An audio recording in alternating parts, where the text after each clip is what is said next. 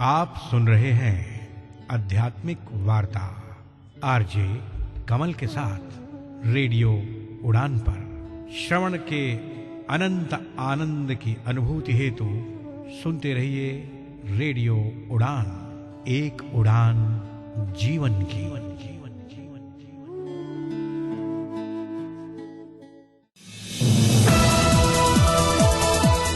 इस कार्यक्रम में भाग लेने वाले प्रतिभागियों के द्वारा दी जाने वाली जानकारी अथवा की जाने वाली चर्चा वास्तविक और काल्पनिक दोनों ही हो सकती हैं। चर्चा के दौरान किसी व्यक्ति के द्वारा दिए गए कथन एवं तथ्य के लिए कार्यक्रम के प्रस्तोता, प्रस्तुतकर्ता अथवा रेडियो स्टेशन प्रत्यक्ष या अप्रत्यक्ष रूप से जिम्मेवार नहीं है।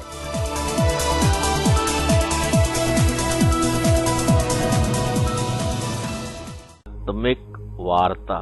सतगुरु की कृपा हो तो भवसिद्ध को पार किया जा सकता है। वन प्राणी संरक्षण। वन प्राणियों का महत्व। तिरचित शुद्ध स्वरूप सम्मानित भारत और विश्ववासियों, हार्दिक प्रेम।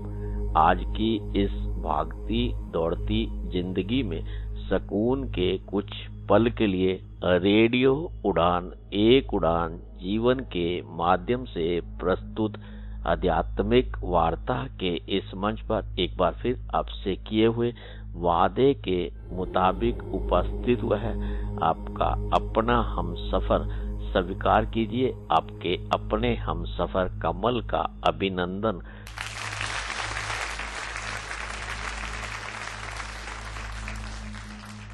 आध्यात्मिक वार्ता के इस मंच पर विगत दिवस हम सब ने मिलकर विजयदशमी दशहरा महापर्व का जश्न मनाया। आज आध्यात्मिक वार्ता के इस मंच पर हमारे साथ जुड़े हुए हमारे विद्वान साथी, सतगुरु की कृपा हो तो भवसिद्ध को पार किया जा सकता है।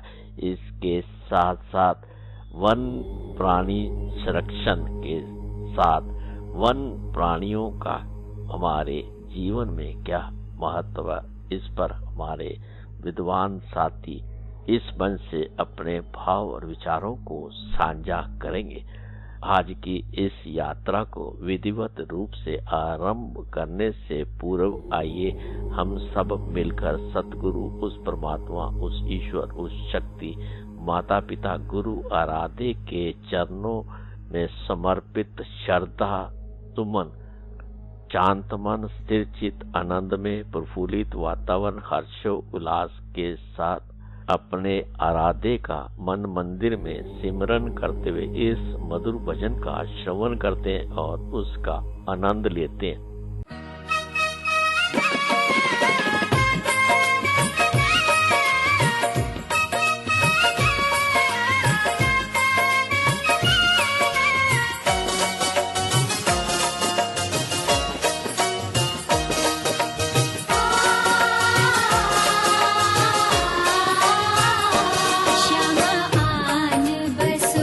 वृंदावन में मेरी उम्र भी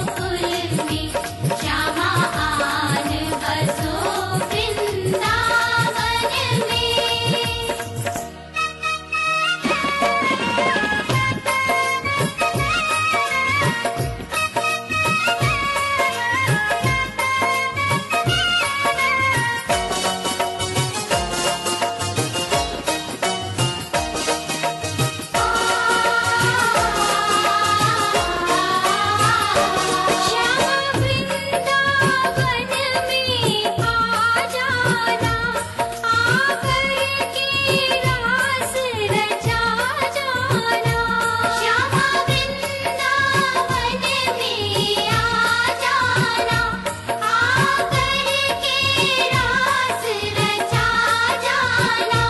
सुनी गोकुल की गलियन में मेरी उम्र बीत गई गोकुल में, श्यामा आज बसो वृंदावन में, मेरी उम्र बीत गई गोकुल में, श्यामा आज बसो वृंदावन में।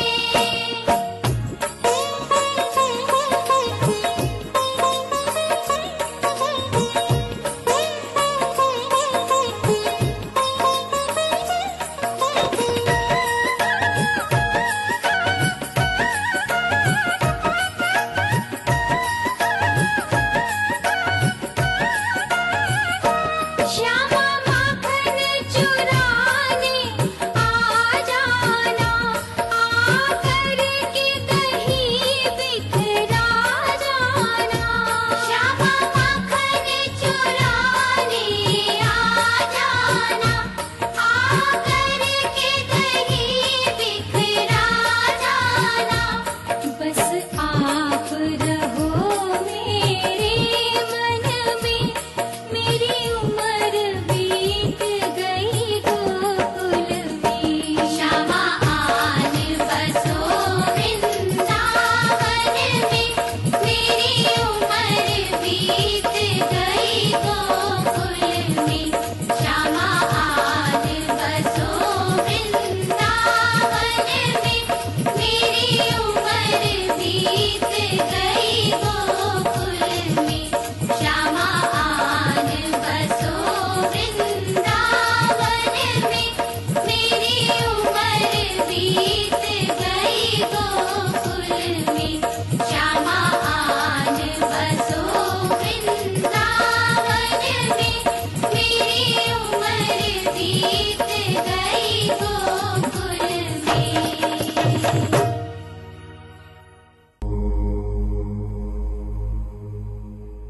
आध्यात्मिक वार्ता के इस मंच पर एक बार फिर से आप सभी साथी मित्रों का हार्दिक अभिनंदन।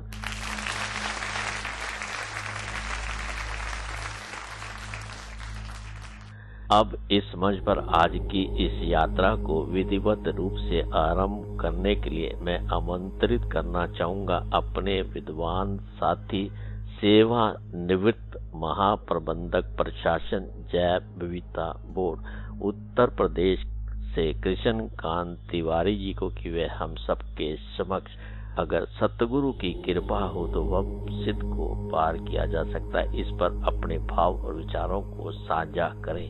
इस मंच पर अपने विद्वान साथी कृष्ण कांत तिवारी जी का दिल की गहराइयों से हार्दिक अभिनंदन।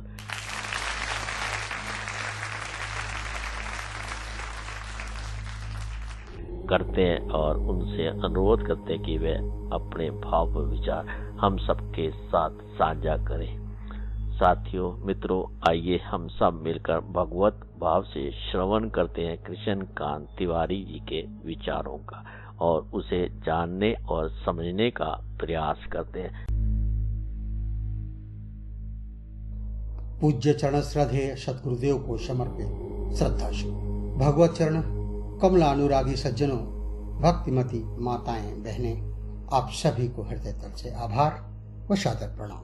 भगवत चर्चा के क्रम में आज हम सद्गुरु कृपा हो तो भव सिंधु से पार किया जा सकता है विषय पर गुरुजनों से, संतों के सानिध्य से जो कुछ अर्जित किया है उससे उपयुक्त संदर्भित विषय पर प्रकाश डालने का प्रयत्न करेंगे। तो उक्त को हम इस प्रकार से समझने का प्रयास करते हैं। देखिए, गुरु कृपा से निसंदेह रूप से जो इस क्रम को स्वीकार करते हैं वे संसार के नियमों का पालन करते हुए भवसिंधु को पार होते हैं, भवसिंधु से पार होते हैं। कौन से क्रम? 3 देवताओं की बात कही गई है, ब्रह्मा जी, भगवान विष्णु और भगवान शिव। और वेदों में सिद्धांत भी 3 है, वेद त्रय सिद्धांत, कर्मकांड, उपासना और ज्ञान। सारे कर्मकांड का प्रतिनिधित्व मानो श्री ब्रह्मा जी करते हैं और भक्ति भावना का समाधान भगवान विष्णु जी करते हैं और ज्ञान निष्ठा का आदर भगवान शिव में दिखाई देता है। और कितनी अद्भुत बात है, किसी भी कार्य का जन्म कर्म से, उसका पालन प्रेम से और उसका संहार विचार से, तीनों की आवश्यकता है, कर्म की भी, उपासना की भी और ज्ञान की भी। यही महाराज दशरथ के 3 विवाह हैं। कैकेयी माता कैकेयी को क्रिया शक्ति कहा, कौशल्या माता को ज्ञान शक्ति और कहा और सुमित्रा माता को उपासनात्मिकता कहा। इन तीनों से विवाह करने के बाद सदगुरु कृपा हुई, गुरुदेव वशिष्ठ की कृपा। यज्ञ हुआ, यज्ञ में अग्निदेव प्रकट हुए खीर का प्रसाद लेकर। मानो यह कथा संकेत करती है कि भगवान को पाने के लिए इन 3 निष्ठाओं से नाता जोड़ना पड़ेगा। ब्रह्मा जी के कर्मकांड से, भगवान विष्णु की भक्ति से और भगवान शिव के ज्ञान से। लेकिन इन तीनों से नाता जोड़ने के बाद भी महाराज श्री दशरथ जी को भगवान नहीं मिले। इन तीनों से कोई नाता जोड़ ले, कर्मकांडी हो जाए, उपासक हो जाए, ज्ञानी हो जाए, लेकिन बिना गुरु कृपा के, तो गुरु बिनु भव निधि तरई न कोई, गुरु बिनु भव निधि तरई न कोई, जो बिरंची शंकर सम होई। अब इसमें भी गुरु बिनु भव निधि तरई न कोई, जो बिरंची शंकर भगवान नारायण, पर गुरुदेव की युक्ति अलग है, इन तीनों से परे है। महाराज श्री दशरथ जी को जब लाभ नहीं हुआ तो गुरु जी के पास गए और गुरु जी को अपना दुख सुख सुनाया। दुख क्या है? भगवान नहीं मिले, यही दुख है। और सुख क्या है? भगवान से मिलाने वाले गुरुदेव मिल गए। भगवान ने तो वचन दिया था, भगवान ने वचन दिया था कि नहीं? हाँ। अब फिर वही 3 की कहानी। भगवान ने 1 बार नहीं 3 बार वचन दिया महाराज मनु के रूप में। सत्य सत्यपन सत्य हमारा। सृष्टि के 3 रूप, उत्पत्ति, पालन, प्रलय। 3 देवता, ब्रह्मा विष्णु शिव। और महाराज श्री दशरथ जी ने 3 निष्ठाओं से नाता जोड़ा। भगवान ने 3 बार ही वचन दिया, सत्य सत्यपन सत्य, और आए 1 बार भी नहीं। तब गुरुदेव ने कहा, धरहूं धीर हुई हैं सुतचारी, त्रिभुवन विदित भगत भयहारी। क्या कहा? धीरज रखो। दशरथ जी बोले, और कब तक?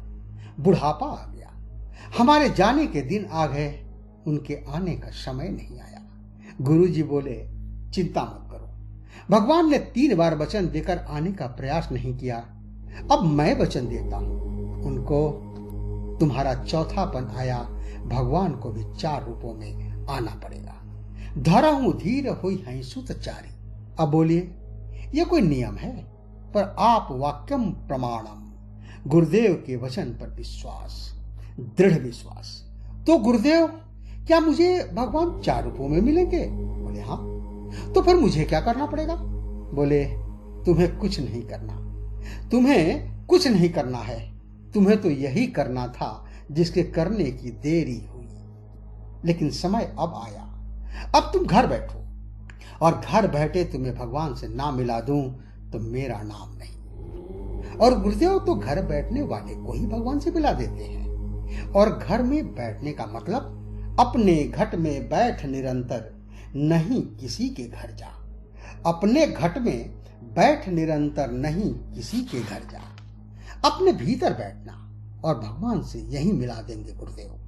मेरा मुझ में गुमा था, मुझे मालूम न था, मेरा मुझ में गुमा था, मुझे मालूम न था। सिंगी ऋषि को गुरुजी ने बुलाया, यज्ञ गुरुजी ने कराया, आहुति गुरुदेव ने दिए। भगति सहित मुनि आहुति दीने, प्रगटे अग्नि चरु कर लीने। अग्निदेव प्रकट हुए, हवि का, खीर का प्रसाद लेकर। दशरथ जी ने हाथ जोड़े कि हमारी प्रार्थना पर आप प्रकट हो गए। अग्निदेव ने कहा कि राजन, धोखे में मत रहियो, तुम्हारे प्रार्थना के कारण नहीं। तो बोले फिर, जो वशिष्ठ निज हृदय विचारा, शकल का जुभा सीध तुम्हारा। जो वशिष्ठ जी ने सोचा, अर्थात संकल्प सदगुरु का और कल्याण शिष्य का। अच्छा, यह भी देखिए, अग्निदेव ने कहा इस हवि का, खीर का वितरण कर दो। अब 3-3 की बात चल रही है। सृष्टि के 3 रूप, 3 देवता, भगवान ने 3 बार वचन दिए और अग्निदेव प्रकट हुए। ये भी खीर का प्रसाद लेकर आए और खीर में और चीजें मिली सो मिले, पर 3 चीजें मुख्य, इसमें भी 3 ही है, दूध, चावल और चीनी, शर्करा। अच्छा, एक और सुंदर बात है, तीनों सफेद, दूध भी सफेद, चावल भी सफेद और शर्करा भी सफेद। इसका अर्थ क्या है? दूध शुद्ध हो, गाय का दूध। अच्छा, दूध ऐसा ना हो जिसमें एक दूध बेचने वाला आया, खरीदने वाले ने कहा आज बड़ी देर कर दी, आज बड़ी देर से आए। दूध बेचने वाला बोला हम क्या देर से आए, आज नल ही देर से आया, जब नल आए, जल मिलाए तब लाए। तो ऐसा दूध नहीं, शुद्ध दूध। और चावल भी सफेद। चावल कर्म का प्रतिनिधित्व करता है, जैसा बोया वैसा पाया, जैसा हम बोते हैं वैसा ही फल मिलता है। शुद्ध कर्म, शुद्ध कर्म धर्म का स्वरूप। लेकिन एक बात है, खीर में कितना ही बढ़िया दूध हो और कितना उत्तम चावल हो, पर शर्करा का नाम ना मिली हो, चीनी ना मिली हो, तो स्वाद भी आ ही नहीं सकता। चीनी के बिना खीर मीठी हो नहीं सकती। इसी तरह ज्ञान कितना भी उत्तम हो, कर्म कितना भी उच्च कोटि का हो, पर बिना भक्ति के जिंदगी कभी मीठी नहीं हो सकती। अच्छा, शर्करा की एक विशेषता है, खीर में ढूंढो तो मिलेगी नहीं, वो ऐसी मिल जाती है कि पकड़ने में नहीं आती, पर दूध को, चावल को मीठा कर देती है। भक्ति की भी यही विशेषता है, यह दिखाई नहीं देती, पर जिसके जीवन में भक्ति माता प्रतिष्ठित हो जाती हैं, उसके ज्ञान को, कर्म को मीठा बना देती यही। और इस खीर को जो पान कर ले, अपने भीतर उतार ले, उसी के भीतर से भगवान प्रकट हो जाते हैं। यह है श्री राम। तो ये नियम तो यही है, क्रम से। अच्छा, इसलिए भगवान भी प्रकट कब हुए? चैत्र में, चैत्र मास में हुए ना। नौमी तिथि मधुमास पुनीता, नौमी तिथि मधुमास पुनीता, शुक्ल पक्ष अभिजित हरि प्रीता। नौमी तिथि, मधुमास, चैत्र। चैत्र में क्यों? चैत्र में यह नियम पूर्वक भगवान का मिलना है, नियम पूर्वक। इसलिए कि आप खेत में बीज आज बोते हैं, फिर सींचते हैं, फिर फसल अंकुरित होती है, रखवाली करते हैं और फसल का फल कब मिलता है? चैत्र में। चैत्र में ही तो काटते हैं फसल, फसल चैत्र में मिलेगी। लेकिन उसकी शुरुआत नियम पूर्वक पहले से होगी, तब तो आगे जाकर चैत्र में फल बिचेगा, आगे चलकर चैत्र में फसल मिलेगी। इसी तरह भगवान को नियम पूर्वक पाना हो तो कर्म, उपासना, ज्ञान और सद्गुरु कृपा, और अंत में चैत्र में वह फल प्राप्त होगा भगवत प्राप्ति के रूप में। और अकेले श्री राम नहीं आए, चारों फल मिल गए। श्री राम, लक्ष्मण, भरत और श्री शत्रुघ्न, ये चारों फल प्राप्त हुए। भगवान का प्रकटीकरण हुआ चैत्र मास में। चैत्र मास की विशिष्ट महिमा है। भय प्रकट कृपाला, और सूचना प्राप्त होते ही अवध में आनंद भयो। और इसीलिए मेरा यह मानना है, धन्य है चैत्र मास। तो धनी धनी चैत महीनमा के सुघर समयानु हो, धनी धनी चैत महीनवा के सुघर समयानु हो। रामा प्रगट भये रघुरैया परम सुख दयानु हो, राम प्रगट भय रघुरैया परम सुख दैयानु हो। धनि धनि अवदन पतिवरा प्रभु प्रगटावहियो। धनि धनि अवदन पतिवरा प्रभु प्रगटावहियो। राम धनि धनि माई कौशल्याई दिनवा दिखावहियो। राम धनि धनि माई कौशल्याई दिनवा दिखावहियो। राम प्रगट भय रघुरैया परम सुख दैयानु। जो सुख दुर्लभ ब्रह्मा आदि सब देवहियो। जो सुख दुर्लभ ब्रह्मा आदि सब देवहियो। हाँ, जो सुख दुर्लभ ब्रह्मा आदि सब देवहियो। राम अवध नगर के बसैया सहज ही में पावे लहो। राम प्रगट भय रघुरैया परम सुख दैयानु। द्वारे बाजे बधाई महल बीच सोहर हो। ना दुआरा पे बाजे बधाई महल बीच सोहर हो। राम सोहत रानी जी के गोदल लनवा मनोहर हो। राम सोहत रानी जी के गोदल लनवा मनोहर हो। राम प्रगट भय रघुरैया परम सुख दैयानु। आरती करहि जुवती जन मंगल गावहियो। आरती करहि जुवती जन मंगल गावहियो। राम सियायली जीवन धन्य लकी सुख पावे लियो। धनि धनि चैत महीनवा के सुघर समयानु। राम प्रगट भय रघुरैया परम सुख दैयानु। चलिए विनोद की एक बात बताएं। भगवान राम आए चैत्र में, शुक्ल पक्ष अभिजित हरि प्रीता, और भगवान श्री कृष्ण आए भादो में, वो भी रात्रि के समय। कुछ दिखाई नहीं पड़ रहा है। कृष्ण पक्ष। एक बार कोई सज्जन सुना रहे थे कि पंडा जी भंग छाने बैठे जमुना किनारे, और जितने पंडा सब, इतने में एक जजमान आया। तो वो पंडा जी संकल्प कराने लगे, जल लो हाथ में और मंत्र मां शानाम उत्तमे माशे सब बोलते गए, और फिर बोलते बोलते बोले था शुक्ल पक्ष, और बोले कृष्ण पक्ष है। भंग के तरंग में बोल गए कृष्ण पक्ष है। और जितने पंडा थे, अच्छा वो पंडा तो दूसरे की सुनने के लिए ही व्यग्र रहते कि कोई कहाँ गलती हुई। जहां सुना बोले अरे अरे ये झूठ बोलता है, झूठ बोलता है। किस पंडा के पास तुम चले गए हो? अब उसका भी नशा उतरा कि बोल तो गलत गए, लेकिन वो भी पंडा था। अरे जाने दो, हम ही सच बोलते हैं, ये सब झूठे हैं। सब बोले क्या झूठे? शुक्ल पक्ष को तुम कृष्ण पक्ष बोल रहे हो? वो बोला जाने दो यार, ये वृंदावन है, यहां तो कृष्ण ही पक्ष है, शुक्ल पक्ष कहां? हमेशा कृष्ण पक्ष, कुछ नहीं।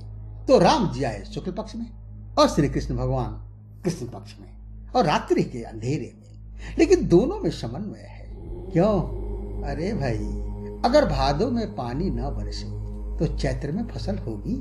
हो ही नहीं सकती। बिना वर्षा के चैत्र का फल मिलने वाला नहीं है। इसी तरह रात्रि के अंधेरे में भगवान श्री कृष्ण आए, तब कुछ समझ नहीं आ रहा है, तब कुछ दिखाई नहीं पड़ रहा है। इसी तरह जब कोई खेत में बीज बोता है तो कुछ समझ में नहीं आता है कि फसल होगी, लेकिन विश्वास पूर्वक कोई बीज बोए, रखवाली करे तो एक दिन चैत्र में फसल होगी। ये भगवान श्री राम का प्राकट्य है। ये नियम पूर्वक ज्ञान, कर्म, भक्ति। अच्छा, एक बड़ी अद्भुत बात, इन 3 सिद्धांतों के साथ 3 और जुड़े हुए हैं, कर्म, उपासना, ज्ञान। कर्म का प्रतिनिधित्व होता है ब्राह्मण के द्वारा, भक्ति का प्रतिनिधित्व होता है संतों के द्वारा, और ज्ञान का प्रतिनिधित्व होता है गुरुदेव के द्वारा। तो यह है संतों की महिमा, सदगुरु की महिमा, सदगुरु कृपा। और इसीलिए कहा गया है कि सदगुरु कृपा हो तो भव सिंधु से पार किया जा सकता है। गुरुदेव ने महाराज श्री दशरथ को भगवान से मिला दिया। यह है गुरु कृपा। संत शेखर कलि पावन अवतार गोस्वामी श्री तुलसीदास जी महाराज लिखते हैं, अशमम भगति सुगम सुखदाई, सो बिनु संतन काहू पाई। तो गुरु कृपा से भगवान की प्राप्ति हुई, भगवान का अवतरण हुआ, भय प्रकट कृपाला।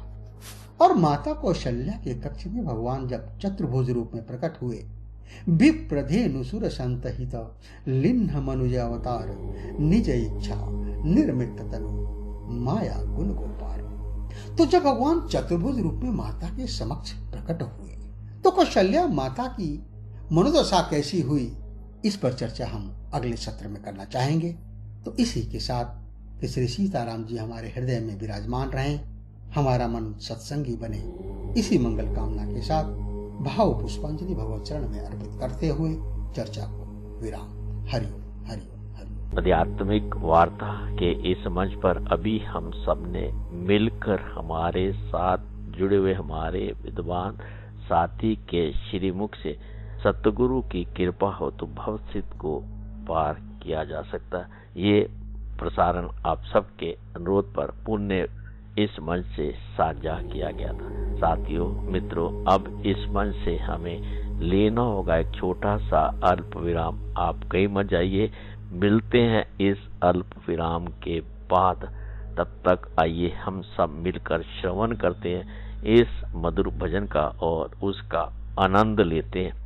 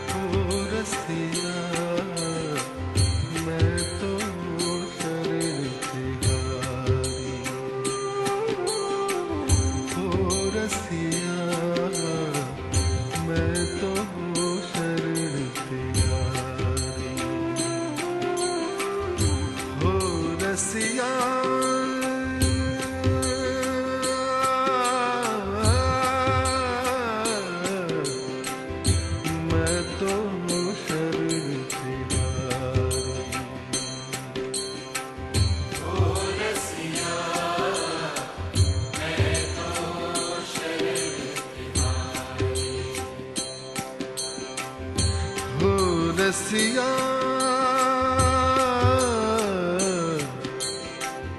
मैं तो शरण तिहारी, नहीं साधन बल वचन चातुरी, नहीं साधन बल वचन चातुरी, नहीं साधन बल वचन चातुरी, नहीं साधन बल वचन चातुरी, एक भरोसो गिरधारी, एक भरोसो गिरधारी,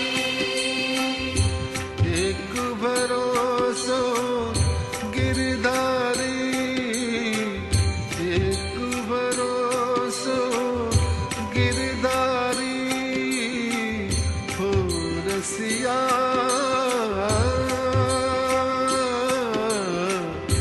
मैं तो शरण तिहारी।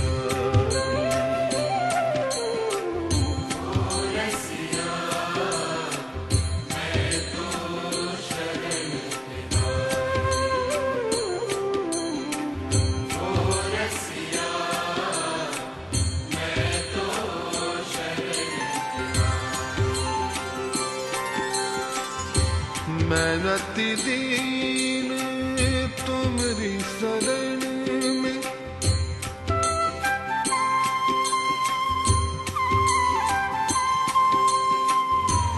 मैं रति दीन तुम्हारी शरण में, मैं रति दीन तुम्हारी शरण में, मैं रति दीन तुम्हारी शरण में, नाथ नदी जो विसारी, नाथ नदी जो विसारी, हो रसिया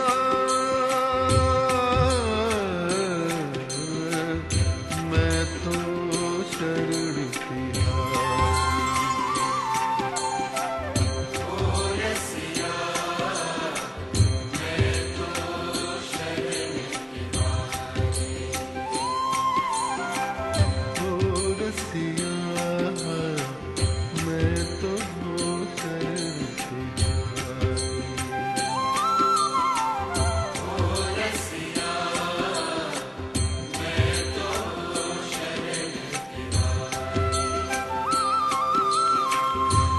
अपनो जान संभालो प्रीतम, अपनो जान संभालो प्रीतम, अपनो जान संभालो प्रीतम, अपनो जान संभालो प्रीतम, प्रेम सखी बलिहारी, प्रेम सखी बलिहारी, हो रसिया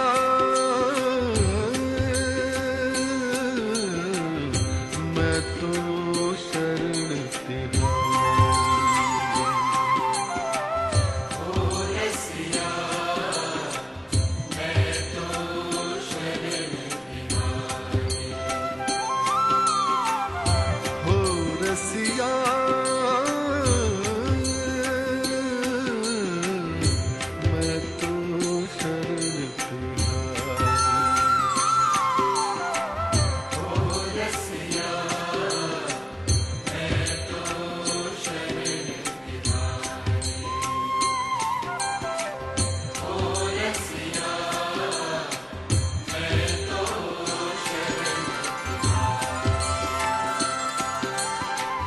राधे कृष्ण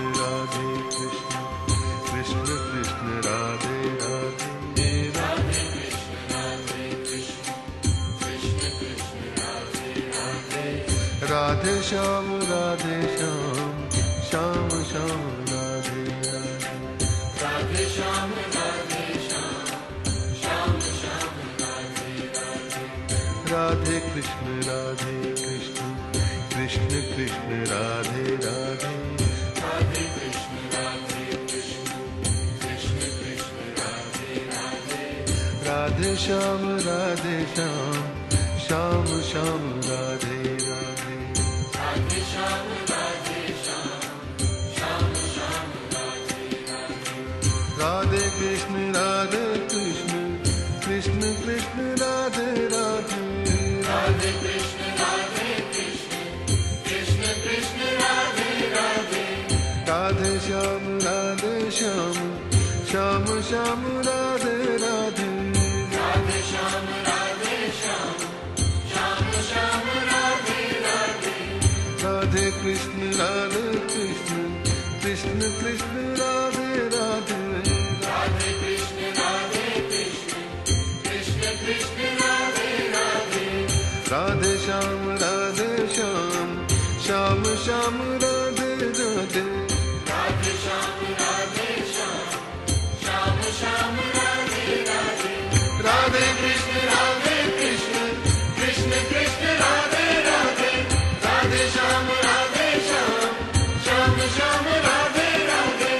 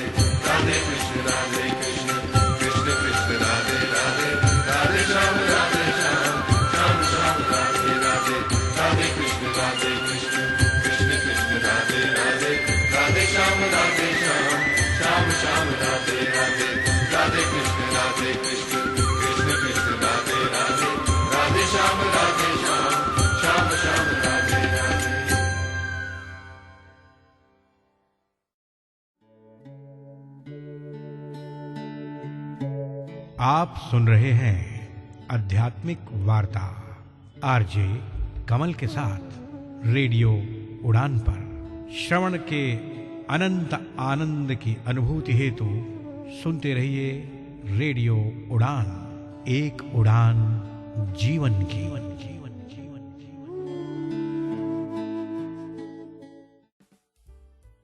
सुनिए, मेन्यू में क्या है? सब मिलेगा ना दीदी। छोले भटूरे, दाल मखनी, कढ़ाई पनीर, पनीर टिक्का, चिकन टिक्का, सीख कबाब, रोगन जोश, बिरयानी, पिज्जा, पाव भाजी, चिली पनीर, मंचूरियन, नूडल्स। आप कहाँ से शुरू करेंगी? शुरू तो हैंड वॉश से ही करूंगी। सैवलॉन स्वस्थ इंडिया कहता है, अगर जर्म्स और बीमारियों से रखनी है दूरी, खाने से पहले हैंड वॉश है जरूरी। Your inclusive and accessible WhatsApp banking solution is here. UVCon empowers every customer, especially individuals with disabilities, to manage their banking needs effortlessly. UVCon features a simple, user-friendly chat interface designed for everyone. It prioritizes security and ease, making banking as straightforward as sending a message. From your registered mobile number, simply type hi and send it to Union Bank of India's official WhatsApp number 9666 606 060. Select your preferred language for a personalized and inclusive experience. Follow simple steps to register. Authenticate with an OTP. Set your MPIN and TPIN in the directed browser window. And that's it. Your registration is complete. To start banking with UVCon, type hi, authenticate with your MPIN. Click on Resume to UVCon to return to WhatsApp Messenger. An easy-to-navigate menu is featured with the following services: account services, government and tax services, debit card services, credit card services, check services, loan services, and many more. 66 services are available in total. Union Bank of India is proud to offer a dedicated menu category within UVCon for customers with disabilities. Access specialized support by connecting with our disability support team. Scan the QR code below to start enjoying UVCon WhatsApp banking services today. Union Bank of India is committed to making banking accessible for everyone. With UVCon, inclusive banking is just a message away. Experience the ease and convenience of modern banking today.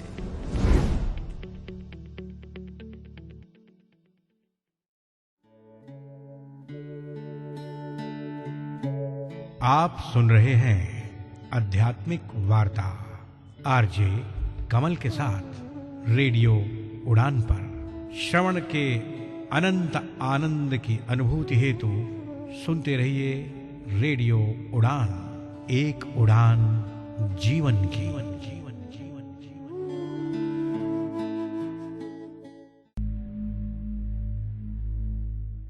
आध्यात्मिक वार्ता के इस मंच पर अल्प विराम के बाद आप सभी साथी मित्रों, सम्मानित भारत और विश्ववासियों का एक बार फिर से दिल की गहराइयों से हार्दिक अभिनंदन।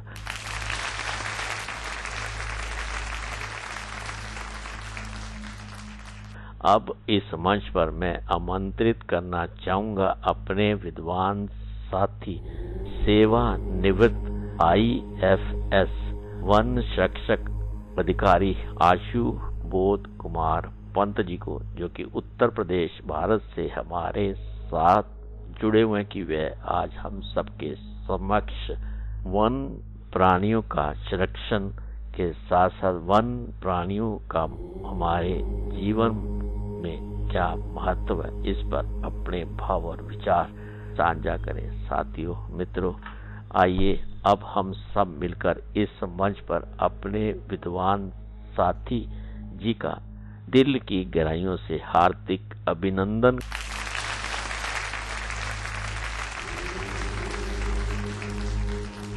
करते हुए उनसे अनुरोध करते हैं कि वे अपने भाव विचार हम सबके साथ साझा करें। अब हम सब मिलकर श्रवण करते हैं अपने विद्वान साथी जी के विचारों का। रेडियो उड़ान के श्रोताओं को सादर नमन। आज हम लोग वन्य प्राणी संरक्षण तथा वन्य प्राणियों का हमारे जीवन में महत्व व भूमिका के संबंध में चर्चा करेंगे। हम सब जानते हैं कि वन्य प्राणियों के प्रति जागरूकता, स्नेह व संवेदना उत्पन्न करने हेतु प्रत्येक वर्ष 2 अक्टूबर से 8 अक्टूबर तक देश भर में वन्य प्राणी सप्ताह के रूप में मनाया जाता है। जी हाँ, वन्य प्राणियों से मानव का अत्यंत निकट का रिश्ता है। वन्य प्राणी हमारे लिए कितने महत्वपूर्ण हैं, ये अगर हम इस पर गहराई से विचार करेंगे तो हमें सहज रूप से समझ में आ जाएगा। वन्य प्राणी हमारे जीवन को सरल व सहज बनाते हैं। हमारे आसपास गुनगुनाते भौरे, रंग बिरंगी तितलियां, कलरव करते पक्षी, बाघों की दहाड़ एवं सिंह गर्जना प्रत्येक व्यक्ति को रोमांच व आनंद से भर देती है। अगर हम इसके आगे देखते हैं तो हम पाते हैं कि जिस तरह विकास कार्यों की आकांक्षाएं, अपेक्षा व इच्छा में वृद्धि हुई, जनसंख्या वृद्धि हुई, उस तरह हमारे प्राकृतिक संसाधनों पर दबाव बढ़ता जा रहा है और भविष्य में बढ़ता जाएगा। ऐसे में हम विचार करें कि इन वन्य प्राणियों की हमारे जीवन में क्या महत्व है और हमारी क्या भूमिका है। अनादिकाल से वन्य प्राणी हमारे साथ ही रहे हैं। हमारा जीवन अर्थात मानव सभ्यता वनों में पली व बढ़ी है। हम वन्य प्राणियों के साथ साथ ही बड़े हुए हैं, किंतु विकास की दौड़ में आगे निकलने, बुद्धि में अधिक होने तथा विकास के पथ पर अग्रसर होने के बाद हमारा और वन्य प्राणियों का रिश्ता, हमारा और वृक्षों का रिश्ता, हमारा और वनों का रिश्ता कहीं बहुत दूर चला गया है। हम उससे अलग हो गए हैं। अगर आप भित्ति चित्र, साहित्य, लोक कथाएं, लोक नृत्य, पुराणों आदि का अध्ययन करें, तब आप देखेंगे कि हर जगह मनुष्य के साथ साथ वन्य प्राणी एक दूसरे से जुड़े हुए हैं। हमारे लिए वन्य प्राणियों का इतना महत्व है कि हमारे ऋषि मुनियों ने ऋषि परंपरा में वन्य प्राणियों को विभिन्न देवताओं से जोड़कर उनको उच्च स्थान दिया और उनके संरक्षण व संवर्धन के लिए समाज को प्रेरित किया। लक्ष्मी का वाहन उल्लू, सरस्वती का वाहन हंस, दुर्गा का वाहन शेर, और इस तरह आप अनंत श्रृंखला में चले जाइए। माँ सीता के अपहरण के समय गिद्धराज जटायु का बलिदान तथा नारी के शीर सम्मान की रक्षा की कथा हम सब लोग जानते हैं। विडंबना है कि जैसे जैसे हम लोग सभ्य होते गए, वैसे वैसे हम इनके प्रति कर्तव्यों को भूलते गए। अब एक प्रश्न उठता है और कई लोग प्रश्न उठाते हैं कि बुद्धि में हम सबसे आगे हैं, विकास में हम आगे हैं, तो वन्य प्राणियों से हमारा क्या लेना देना है? अगर हम वन्य प्राणियों की सुरक्षा न करें तो भी क्या फर्क पड़ता है? ये आपका प्रश्न उचित हो सकता है, लेकिन क्या ये तथ्यों पर आधारित है? इस पर विचार करना की आवश्यकता है। अगर सामान्य रूप से हम एक उल्लू, जिसे जन भावना में माना जाता है कि उल्लू अशुभ होता है, वह भी रात भर जागकर चूहों का भक्षण कर हमारी कृषि फसलों को चूहे से नष्ट होने से बचाकर उत्पादन में वृद्धि करता है। इसी तरह जैविक नियंत्रण आप देखते हैं घर पर ही देखते हैं कि अगर बिल्लियां न रहें, बिल्लियां कम हो जाएं, तो चूहों की संख्या बढ़ जाती है। छिपकलियां समाप्त हो जाएं, मच्छरों की संख्या बढ़ जाती है। और इन पर नियंत्रण के लिए हमें कृत्रिम साधनों का उपयोग करना पड़ता है। इसी तरह हम में से प्रत्येक व्यक्ति अनुभव करता है कि हमारे प्रकृति के स्वच्छक अर्थात बिना मोल के सफाई कर्मी गिद्ध पशु अवशेषों को खाकर पर्यावरण को शुद्ध करते हैं। सोचिए, अगर गिद्ध इस सृष्टि से लुप्त हो जाएं, तो सड़े गले शव कितनी बीमारियां फैलाएंगे, कितनी समस्याएं खड़ी करेंगे। अगर आप जिस भी वन्य प्राणी को देखिए, एक दूसरा उदाहरण मैं देना चाहता हूं। सामान्य धारणा है कि किसी भी जानवर की भूमिका क्या है। अगर आप सबसे सरल भोजन श्रृंखला देखें तो कल्पना कीजिए कि एक छोटा सा क्रिया हम लोग देखते हैं कि हिरन घास खाता है और हिरन को बाघ खाता है। ये एक बहुत सामान्य भोजन श्रृंखला है। अगर ये श्रृंखला टूट जाए, इसकी एक कड़ी भी लुप्त हो जाए, तो क्या परिणाम निकलेगा? पहले हम घास से शुरू करते हैं। अगर घास न रहे तो हमारे हिरण भूखे मर जाएंगे। अगर हमारे हिरण भूखे मरेंगे तो हमारे बाघ भूखे मरेंगे, क्योंकि उनके पास उनका भोजन उपलब्ध नहीं रहेगा। इसी प्रकार अगर बीच की कड़ी हिरण लुप्त हो जाए, उस स्थिति में अनियंत्रित घास फैलेगी, जिसको कृत्रिम साधनों से समाप्त करना बहुत ही व्यय साध्य है। और उसके साथ साथ जब हिरण नहीं रहेंगे, अर्थात बाघों का भोजन नहीं रहेगा, तो हिरणों की संख्या अनियंत्रित रूप से बढ़ती जाएगी और वे मानव जाति के लिए एक समस्या बन जाएंगे। इस तरह हम देखते हैं कि भोजन श्रृंखला की कोई भी कड़ी टूटने पर हमारे पास हमारे लिए समस्या उत्पन्न होती है। मैं दो उदाहरण देना चाहता हूँ। एक उदाहरण मैं चीन का देना चाहता हूँ, जहां एक बार आदेश हुआ कि गौरैया अनाज को बहुत क्षति पहुंचाती हैं, जिससे कृषि उत्पादन में कमी आती है, अतः समस्त गौरैयाओं को मार दिया जाए। आदेश का पालन हुआ, लेकिन अगले वर्ष देखा गया कि उत्पादन में और कमी आ गई। अब जब इसकी खोज हुई कि ऐसा क्यों हुआ, तब पता चला कि कृषि के लिए हानिकारक कीट पतंगों को खाने वाली गौरैया न रहने से कीट पतंगों का प्रकोप बढ़ गया और उन्होंने फसल को कहीं ज्यादा क्षति पहुंचाई। इसी तरह डोडो का उदाहरण मैं एक बार दे चुका हूँ। मॉरिशस में जब निर्दोष भोले भाले डोडो का शिकार विदेशियों ने करना प्रारंभ किया, तो डोडो तो समाप्त हुए ही हुए। उसके अलावा लोगों ने देखा कि कैलवेरिया प्रजाति, जो प्राकृतिक रूप से उगती बढ़ती थी, उसका पुनर्जनन समाप्त हो गया। कारण खोजा गया, पता चला कि डोडो बीजों को खाकर उसको मुलायम करके अपने मल छोड़ती थी और उससे वो बीज मुलायम होकर पुनर्जनित होते थे।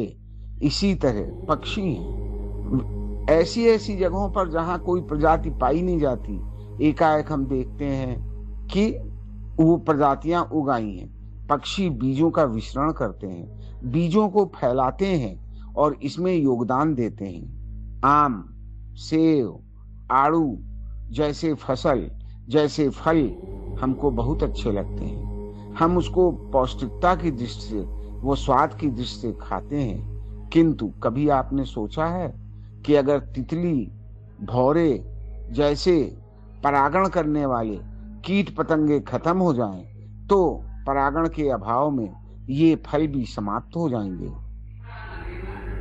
इसलिए हमारे पारिस्थितिकी तंत्र में वन्य प्राणियों की भूमिका को देखते हुए इनका संरक्षण व संवर्धन अपरिहार्य है। प्रश्न उठता है कि आगे क्या और फिर उसके आगे क्या? ये सही है, जैविक दबाव बढ़ रहा है। यह सही है कि भूमि पर दबाव बढ़ रहा है, किंतु अगर आप देखें तो हमारी ऋषि परंपरा ने वन्य प्राणियों को संरक्षित करने की जिस संस्कृति व परंपरा का विकास किया, उन्हें धर्म से जोड़ा, उसका परिणाम है कि इतनी विपरीत प्रतिकूल परिस्थितियों के होते हुए भी आज हमारा देश 17 मेगा बायोडायवर्सिटी देशों में एक है। फिर अगला प्रश्न उठता है, हम क्यों करें, हम क्या करें, हम कैसे करें? सामान्य प्रश्न है कि वन्य प्राणियों के संरक्षण व संवर्धन के लिए राज्यों में वन विभाग है और जो अपना कार्य करता है, यह भी सही बात है। लेकिन अगर आप इसके और आगे की सोचें कि हम क्या कर सकते हैं, एक सामान्य व्यक्ति की जो क्षमता है, जो संभावना है, वह वही कर सकता है। आइए मैं फिर इसको देखता हूं। हम अपने भारतीय संविधान में आते हैं। भारतीय संविधान का अनुच्छेद 48 क अर्थात नीति निदेशक तत्वों में प्राविधान है कि राज्य वन, पर्यावरण, वन्य जीवों, झीलों, नदियों का संरक्षण करेगा। यह राज्य के लिए है। वहीं 51(झ) में नागरिकों के कर्तव्य में शामिल है कि वह वन, वन्य जीवों, वृक्षों और प्राकृतिक संसाधनों की रक्षा करेगा। इस तरह एक तरफ सरकार और एक तरफ हम दोनों मिलकर जब इस महान कार्य और विशद कार्य में सहयोग करेंगे, तब हम अपना इच्छित फल प्राप्त करेंगे। आज वन संपदा, वन्य प्राणी और जैव विविधता में हो रहे अनुसंधानों से यह सिद्ध हुआ है कि ये बेशकीमती खजाना है। मानव कल्याण के लिए, मानव भलाई के लिए और मानव को समृद्ध करने के लिए, उनकी रोग और बीमारियों को समाप्त करने के लिए। फिर वही प्रश्न होता है, हम क्या कर सकते हैं? जी हाँ, एकदम सही बात है। हम कर सकते हैं अपने आसपास चहचहाते हुए पक्षियों का कलरव, अपने आसपास तितलियों की रंग बिरंगी उपस्थिति। हम सुनिश्चित कर सकते हैं भौरों का गुंजन। और कैसे? अपने घर में, अपने घर के आसपास अगर हम अनार, अमरूद जैसे छोटे फलदार पौधे लगा दें, तो आप देखेंगे कि कुछ ही वर्षों में आपकी नींद पक्षियों के कलरव से खुलती है। कुछ ही दिनों बाद देखेंगे कि आपके आसपास तितलियां उड़ रही हैं। रंग बिरंगी तितलियों का आनंद, देखने का आनंद एक अलग ही अनुभव है। मधुमक्खियों, फूलों के साथ मधुमक्खियों का आगमन आपके शहद बनाने की आकांक्षा और शुद्ध प्राकृतिक शहद की उपलब्धता को सुनिश्चित करता है। इसके अलावा अभी मैंने जो कहा, वन्य प्राणी सप्ताह अक्टूबर का प्रथम सप्ताह, प्रारंभ दिनांक 2 अक्टूबर। जी हाँ, 2 अक्टूबर।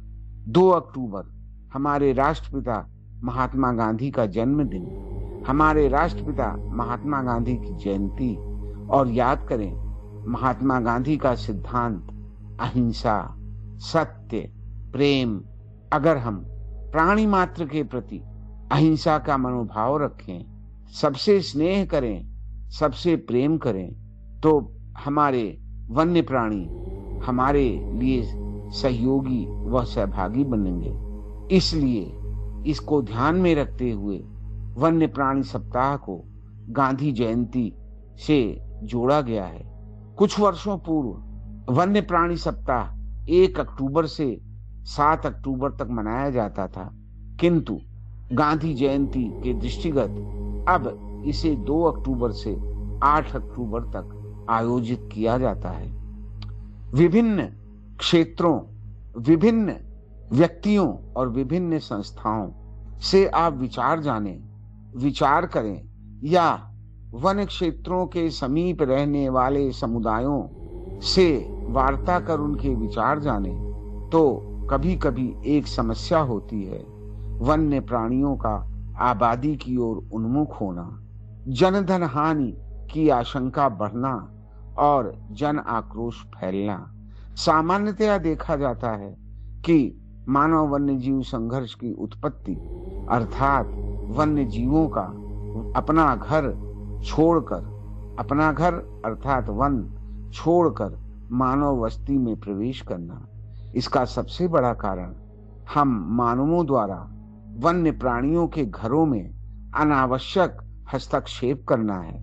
कभी लकड़ी के लिए, कभी चारे के लिए, कभी ईंधन के लिए, कभी रास्ते के रूप में। हमारी कोशिश होनी चाहिए कि हम वन्य प्राणियों के क्षेत्रों में दखल न करें या कम से कम करें।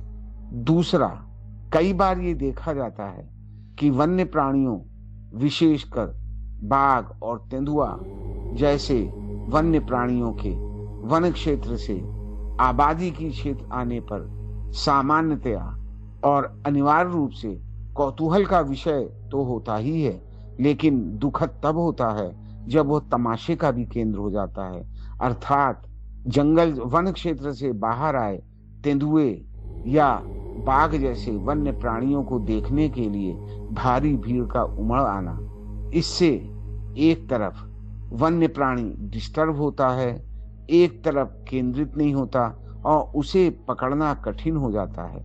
दूसरा, अपार भीड़ के सामने, जनसमूह के सामने हिंसक जानवर द्वारा आक्रमण कर कभी भी कोई दुर्घटना घटित होने की आशंका रहती है। इसलिए मेरा सभी से निवेदन है कि आप जहां भी हैं, मानव वन्यजीव संघर्ष होने की स्थिति में मानव वन्यजीव संघर्ष को न्यून करने की दिशा में किए जा रहे प्रयासों में योगदान दें। अपने घर और उसके आसपास कम से कम 1-2 या अधिक फलदार, फूलदार पौधे रोपित करें और इसके साथ साथ संकल्प लें कि वन्य प्राणियों के संरक्षण व संवर्धन हेतु हम अपने साथियों को भी प्रेरित व प्रोत्साहित करेंगे, ताकि यह समाज का आंदोलन बन सके, जन आंदोलन बन सके तथा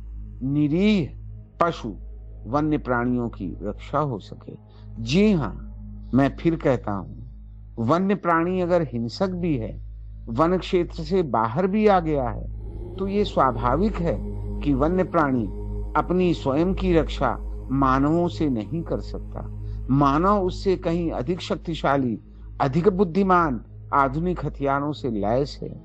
हमारा ये उत्तरदायित्व है कि हम वन्य प्राणी प्रबंध की दिशा में आगे बढ़े ही बढ़ें और किसी तरह की दुर्घटना होने पर वन्य प्राणियों के प्रति सहानुभूति का भाव रखते हुए इस समस्या के निराकरण में भी अपना योगदान दें। इसी के साथ मैं एक बार पुनः कहना चाहता हूं कि वन्य प्राणी सप्ताह का सिद्धांत अर्थात वन्य प्राणियों के प्रति जागरूक रहकर उनके प्रति स्नेह, संवेदना का भाव देकर उनकी रक्षा में अपना सहयोग करें, उनके घरों अर्थात प्राकृतवास को सुरक्षित रखने में सहयोग करें और इस भावना का अधिक से अधिक प्रचार करें, प्रसार करें। धन्यवाद, आभार। आध्यात्मिक वार्ता के इस मंच पर अभी हम सब ने मिलकर अपने विद्वान साथी के श्री मुख से वन प्राणियों का संरक्षण पर उनके भाव, उनके विचारों का श्रवण किया, उसे जाना और समझा। साथियों, मित्रों, आइए हम सब मिलकर इस मन से दृढ़ संकल्प लें कि हम अपने जीवन में अपने साथ रहने वाले उन सभी वन प्राणियों, जीवों को अपने साथ महत्व देते हुए अपनी इस 2 पहियों की गाड़ी को चुस्त दुरुस्त रखते हुए उस परमपिता परमात्मा, उस ईश्वर, उस शक्ति को पाने का प्रयास करें, जिसके अंश के रूप में उस परमपिता परमात्मा ने हमें इस मृत्यु लोक की भूमि पर भेजा।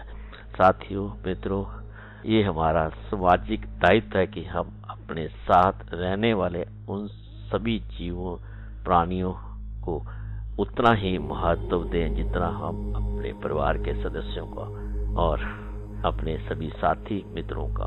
साथियों, मित्रों, आध्यात्मिक वार्ता के इस मंच पर अब हमें लेना होगा एक छोटा सा अल्प विराम। अब कहीं मत जाइए, मिलते हैं बस थोड़ी देर में। आप सुन रहे हैं आध्यात्मिक वार्ता आरजे कमल के साथ रेडियो उड़ान पर। श्रवण के अनंत आनंद की अनुभूति हेतु सुनते रहिए रेडियो उड़ान, एक उड़ान जीवन की।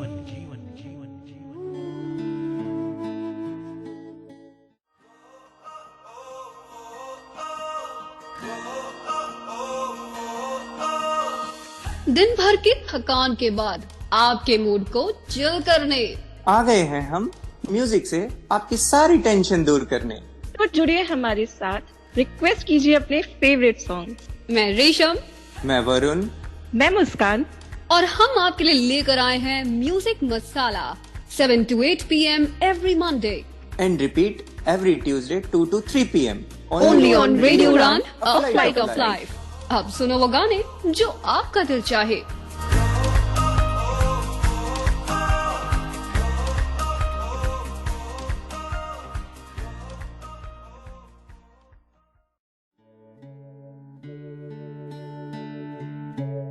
आप सुन रहे हैं आध्यात्मिक वार्ता आरजे कमल के साथ रेडियो उड़ान पर। श्रवण के अनंत आनंद की अनुभूति हेतु सुनते रहिए रेडियो उड़ान, एक उड़ान जीवन की।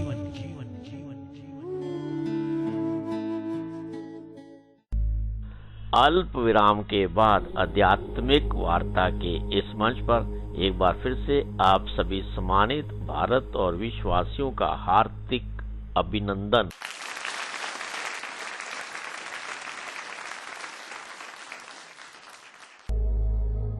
साथियों, मित्रों, समय की मर्यादा को देखते हुए आज का कार्यक्रम बस यहीं तक। आपको ये कार्यक्रम कैसा लगा, इस पर अपनी पसंद, अपनी प्रतिक्रिया आप हम सबके साथ साझा कर सकते हैं। हमारी वेबसाइट www.radioudan.com के माध्यम से, हमारी मेल आईडी mail@radioudan.com के माध्यम से, और मेरी पर्सनल मेल आईडी KAIS170362@gmail.com के माध्यम से। आप सबका कोटि कोटि शत धन्यवाद। इस कार्यक्रम का सहजता के साथ, धैर्य के साथ श्रवण करने के लिए। फिर मुलाकात होगी इस मंच पर बहुत जल्द, अगर जिंदगी, स्थितियां, परिस्थितियां और समय अनुकूल रहा। वाक्य पुष्पांजलि भगवत चरणों में अर्पित मैं अब अपनी वाणी को विराम देता हूँ। हरि ओम, हरि ओम। अपना ख्याल रखें, खुश रहें, प्रसन्न रहें, मस्त रहें। आप सबका आभार, शुक्रिया, शुक्रिया, और आनंद लेते रहे रेडियो उड़ान, एक उड़ान जीवन की माध्यम से प्रस्तुत मधुर संगीत का।